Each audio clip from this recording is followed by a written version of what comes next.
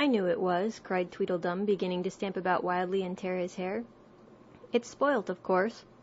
Here he looked at Tweedledee, who immediately sat down on the ground and tried to hide himself under the umbrella.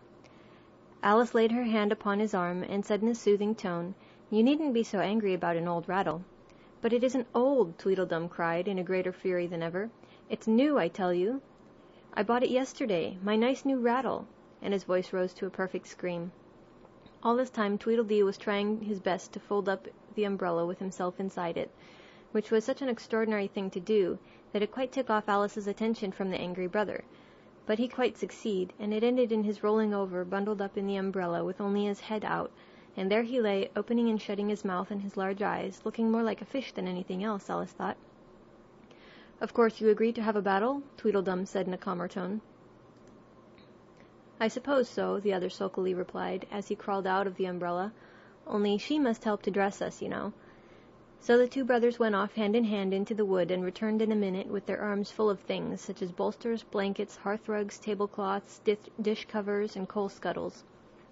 "I hope you're a good hand at pinning and tying strings," Tweedledum remarked. "Every one of these things has got to go on us, somehow or other." Alice said afterwards she had never seen such a fuss made about anything in all her life, the way those two bustled about, and the quantity of things they put on, and the trouble they gave her in tying strings and fastening buttons. "Really, they'll be more like bundles of old clothing than anything else by the time they're ready," she said to herself, as she arranged a bolster round the neck of Tweedledee, to keep his head from being cut off, as he said. "You know," he added very gravely, "it's one of the most serious things that can possibly happen to one in a battle, to get one's head cut off." Alice laughed aloud, but she managed to turn it into a cough, for fear of hurting his feelings. "Do I look very pale?" said Tweedledum, coming up to have his helmet tied on. He called it a helmet, though it certainly looked much more like a saucepan. "Well, yes, a little," Alice replied gently. "I'm very brave generally," he went on in a low voice, "only today I happen to have a headache." "And I've got a toothache," said Tweedledee, who overheard the remark. "I'm far worse off than you." "Then you'd better not fight today," said Alice, thinking it a good opportunity to make peace. "We must have a bit of a fight, but I don't care about going on long," said Tweedledum. "What's the time now?" Tweedledee looked at his watch and said 4:30. "Let's fight till 6, then, and then have dinner," said Tweedledum. "Very well," the other said rather sadly, "and she can watch us. Only you better not come very close," he added. "I generally hit everything I can see when I get really excited."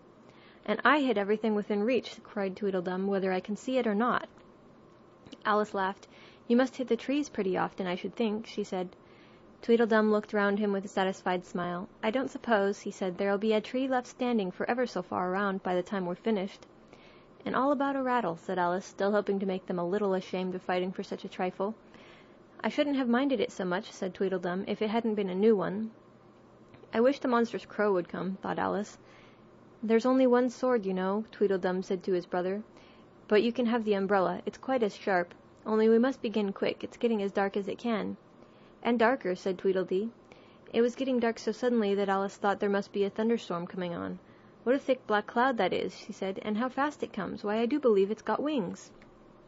"It's the crow," Tweedledum cried out in a shrill voice of alarm, and the two brothers took to their heels and were out of sight in a moment. Alice ran a little way into the wood and stopped under a large tree.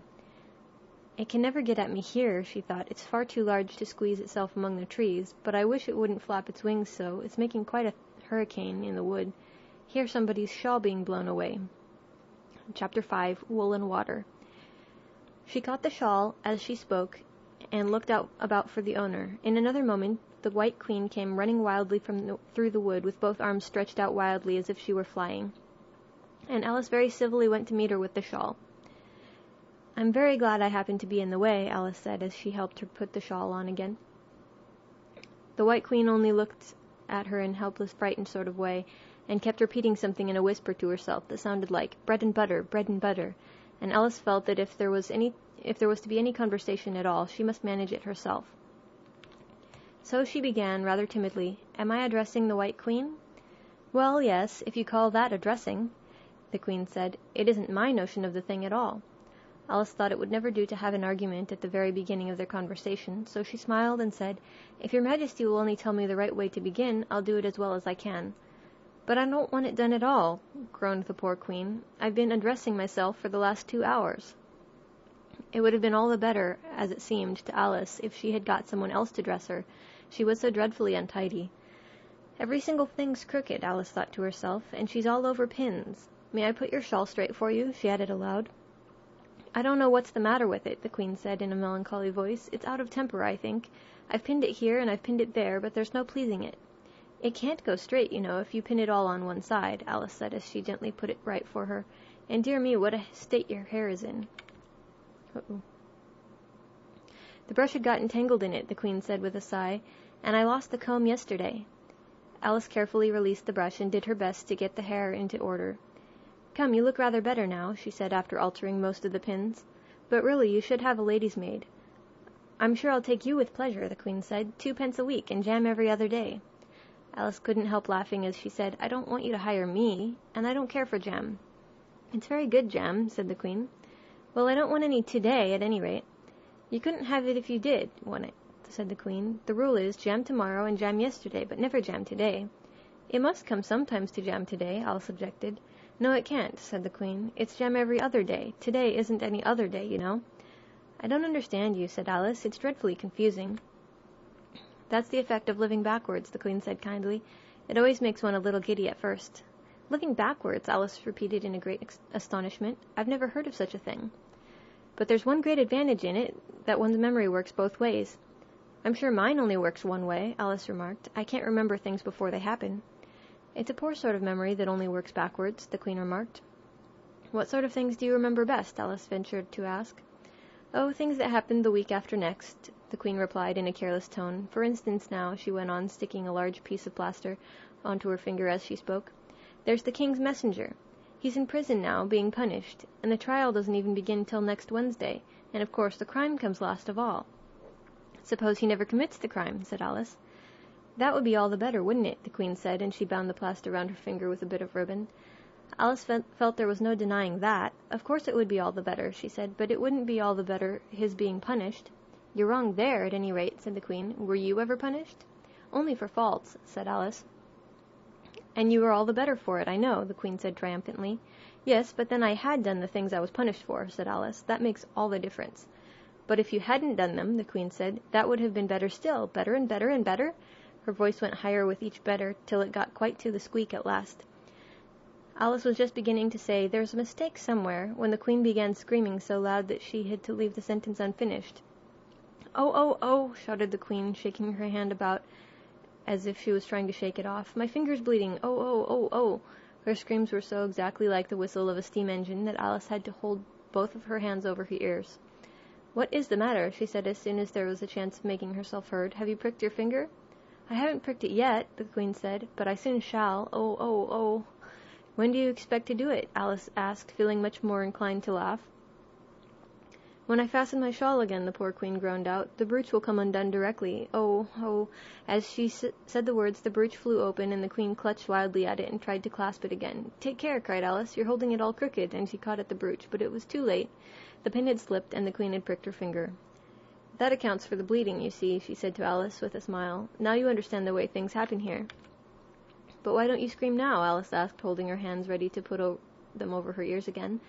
Why, I've done all the screaming already, said the Queen. What would be the good of having it all over again? By this time it was getting light. The crow must have flown away, I think, said Alice. I'm so glad it's gone. I thought it was the night coming on. I wish I could manage to be glad, the Queen said, only I never can remember the rule. You must be very happy living in this wood and being glad whenever you like. Only it is so very lonely here, Alice said in a melancholy voice, and at the thought of her loneliness 2 large tears came rolling down her cheeks. Oh, don't go on like that, cried the poor Queen, wringing her hands in despair. Consider what a great girl you are. Consider what a long way you've come today. Consider what o'clock it is. Consider anything, only don't cry. Alice couldn't help laughing at this, even in the midst of her tears. Can you keep from crying by considering things? She asked. That's the way it's done, the Queen said with great decision. Nobody can do 2 things at once, you know. Let's consider your age to begin with. How old are you? I'm 7½ exactly. You needn't say exactly, the Queen remarked. I can believe it without that. Now I'll give you something to believe. I'm just 101, 5 months and a day. I can't believe that, said Alice. Can't you? The Queen said in a pitying tone. Try again. Draw a long breath and shut your eyes. Alice laughed. There's no use trying, she said. One can't believe impossible things. I dare say you haven't had much practice, said the Queen. When I was your age, I always did it for half an hour a day. Why, sometimes I believed as many as 6 impossible things before breakfast. There goes the shawl again. The brooch had come undone as she spoke, and a sudden gust of wind blew the Queen's shawl across the little brook. The Queen spread out her arms again and went flying after it, and this time she succeeded in catching it for herself. I've got it, she cried in a triumphant tone. Now you shall see me pin it on again, all by myself. Then I hope your finger is better now? Alice asked very politely as she crossed the little brook after the Queen.